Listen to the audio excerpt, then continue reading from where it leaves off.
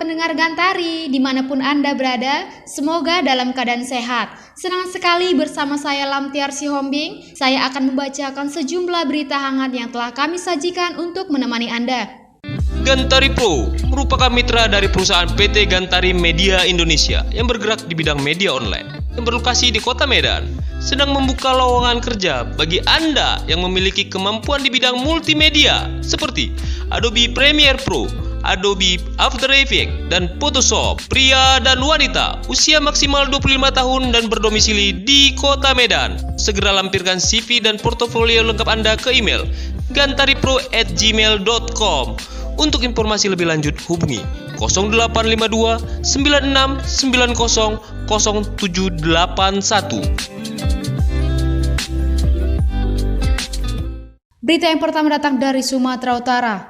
Komite 1 DPD RI siapkan revisi Undang-Undang Pemerintah Aceh. Undang-Undang Nomor 11 Tahun 2006 tentang Pemerintahan Aceh UUPA telah berlaku selama kurang lebih 16 tahun. Dalam implementasinya masih ditemukan beberapa permasalahan. Fahrul Razi menegaskan bahwa Komite 1 DPD RI akan mengkaji secara mendalam agar revisi Undang-Undang PA on the track dengan perjanjian MOU Helsinki. Revisi Undang-Undang PA menegaskan bahwa kewenangan Aceh, perpanjangan dana otsus Aceh selamanya dan persentase dana otsus di atas 2%. Permasalahan yang ditemui Komite 1 DPD RI diantaranya perekonomian masih sangat bergantung pada APBN dan APBK, munculnya friksi dan konflik para elit Aceh menjelang pilkada, kurang harmonisnya relasi pemerintah daerah Aceh dengan pemerintah pusat, dan kurangnya pelibatan komponen rakyat Aceh.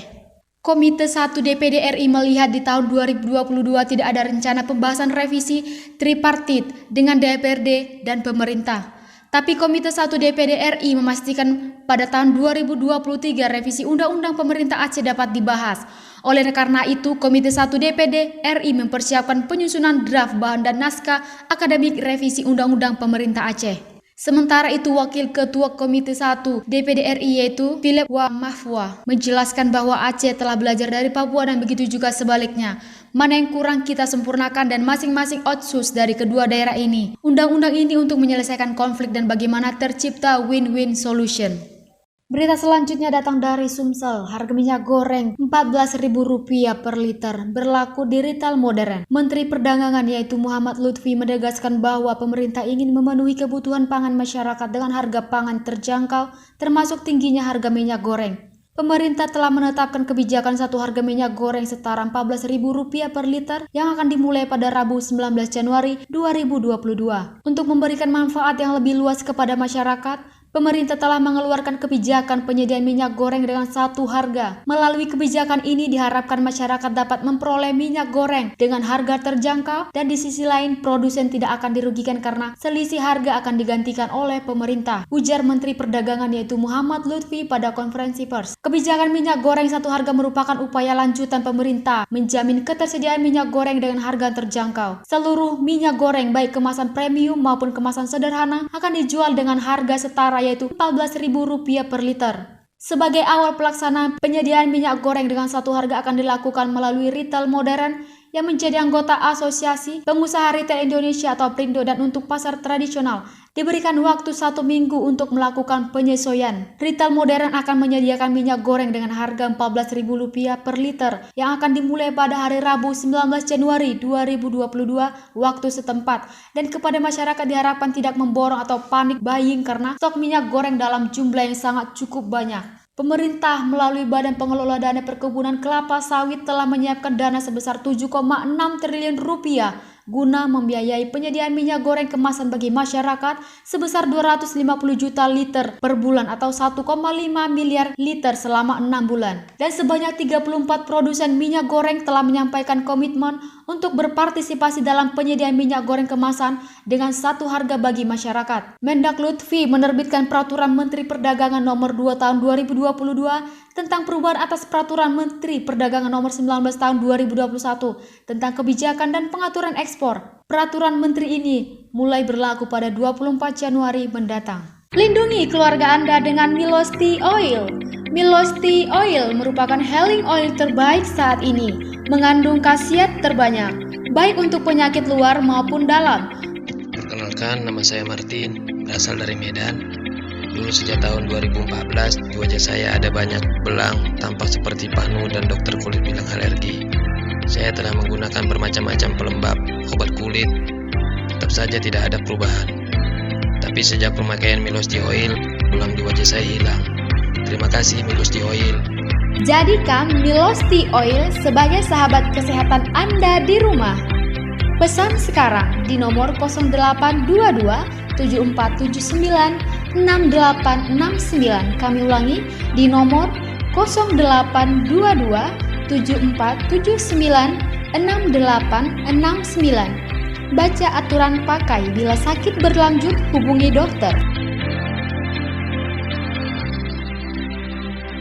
Berita selanjutnya datang dari Sumatera Utara. Bulog Sumut beli 39 ton beras petani. Perum Bulog Sumatera Utara hingga pekan ini sudah membeli 39 ton beras petani dari total yang ditargetkan sepanjang tahun 2022 adalah sebanyak 27.000 ton. Menurut Arif Mandu selaku pemimpin Perum Bulog Sumut, masa puncak panen padi di Sumatera Utara terjadi pada bulan Maret 2022. Meski panen belum banyak katanya, tetapi produksi padi di sejumlah daerah sentra produksi Sumatera seperti Deli Serdang tetap ada, sehingga meski lokasi pilihan Bulog Sumut untuk melakukan pembelian padi atau beras, pembelian atau pengadaan beras petani untuk meningkatkan stok di gudang Bulog dan berguna untuk memenuhi kebutuhan masyarakat. Bulog Sumut pada tahun ini diperintahkan pusat untuk mencapai target pembelian beras petani sebanyak 27.000 ton. Jumlah target itu sama dengan tahun 2021, meski pada tahun lalu realisasi pengadaan Bulog Sumut masih belum tercapai atau hanya sebanyak 22.579 ton.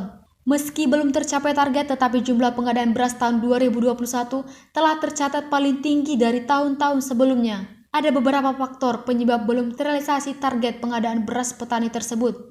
Mulai dari cenderung mahalnya harga beras petani dari harga yang ditetapkan pemerintah dan permintaan ke petani yang cukup banyak. Walau pembelian belum banyak, stok masih aman sehingga harga bahan pangan utama itu masih stabil di pasar, katanya. Gantari Pro merupakan mitra dari perusahaan PT Gantari Media Indonesia yang bergerak di bidang media online yang berlokasi di Kota Medan, sedang membuka lowongan kerja bagi Anda yang memiliki kemampuan di bidang multimedia seperti Adobe Premiere Pro, Adobe After Effects, dan Photoshop. Pria dan wanita, usia maksimal 25 tahun dan berdomisili di Kota Medan. Segera lampirkan CV dan portofolio lengkap Anda ke email gantaripro@gmail.com. Untuk informasi lebih lanjut hubungi 0852 96 90 0781. Berita selanjutnya kita tetap berada di Sumatera Utara. Kabupaten Simalungun Sumut 0 kasus terkonfirmasi COVID-19. Kabupaten Simalungun Sumatera Utara terus mengalami penurunan kasus COVID-19. Selasa 18 Januari 2022 menunjukkan tidak ada lagi terkonfirmasi positif. Sejak 2 kasus yang ada terlapor selesai isolasi mandiri pada 11 Januari 2022, sampai hari ini tidak ada lagi penambahan, kata Humas Satgas Penanganan COVID-19 yaitu Akmal Harif Siregar Sumut. Data kematian masih tetap di angka 301 menjelang akhir tahun 2021 dan kesembuhan sebanyak 2.898 orang. Ia mengingatkan agar warga untuk tetap meningkatkan kewaspadaan terhadap COVID-19 dengan mematuhi protokol kesehatan terutama saat berada di luar rumah. Dia juga menghimbau agar warga untuk mengikuti vaksinasi COVID-19 dalam mendukung upaya pemerintah untuk membentuk kekebalan tubuh. Dan sejauh ini kegiatan vaksinasi dosis pertama mencapai 80,3% atau sebanyak 630.950 sasaran. Baiklah sahabat pendengar Gantari, sampai di sini dulu saya menemani Anda. Terima kasih buat kamu yang sudah mendengarkan berita terupdate dari Gantari. Saya Lamtiar Sihombing pamit undur diri, sampai jumpa.